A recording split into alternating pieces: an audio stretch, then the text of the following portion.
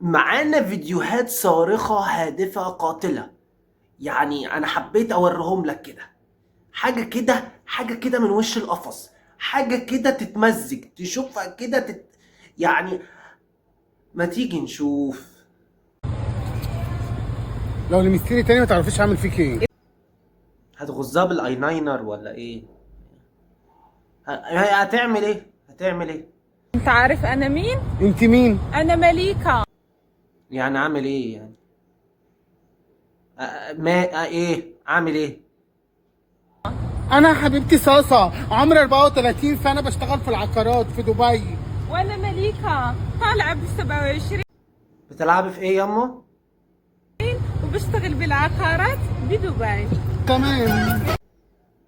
انت ليه يا اسطى بتتكلم بكلك؟ يعني انت ليه مشغل الاجهزه كلها معاك يعني؟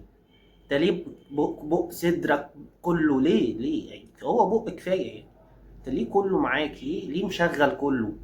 عشان بس الطاقه يعني. ايوه، قهوه الطاسه. عايزه اقول لك بقى، لو ما بتعرفيش تعملي قهوه وما بتطلعش معاكي الوش وبتطلع معاكي مش مظبوطه، هنعمل قهوه في الطاسه. يعني الكنكه اثرت في حاجه يعني؟ الكنكه زعلتك في حاجه؟ يعني بقت حرام دلوقتي؟ نزلت جدول الممنوعات ولا ايه؟ ولا ده احنا كده هنغرف، مش هنشرب قهوه. ده احنا كده نشرب في اطباق كده. بقول لك ايه يا ارماني؟ يا صاحبي، قول لي نكته حلوه. اقول لك نكته حلوه. يا ريت يا عم رماني، والله العظيم يا رماني، عايزين اي نكته كده تفوقنا وترطب عن حالنا. اقسم بالله احنا جايبين اخرنا، فيا ريت نكته كده تبقى كده حاجه منك كده جامده. اقول لك نكته حلوه. اليابان اخترعت مرايه اللي بيقف قصاد منها في المطار بتعرف اسمه ومعاه الطياره. فجه واحد مصري وقف قصاد المرايه، فقالت له انت حسين ابو الليل ومعاك طيارتك الساعه 1 الظهر، فاتضايق فراح لبس بدله وجه قدام المرايه تاني. قالت مين حسين ابو الليل؟ ليه بتدخلنا في ناس ما نعرفهاش؟ ومين اللي لبس بدله؟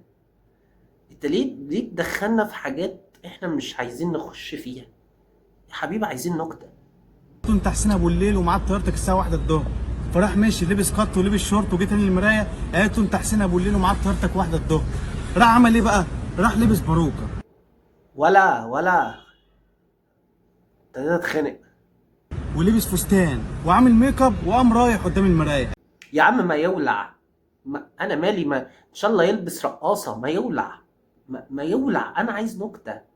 حبيبي انا عايز نكته حلوه، اللي هي حاجات بتاعت 5 ثواني دي، الحاجات عارف انت عايز نكته كده بقى.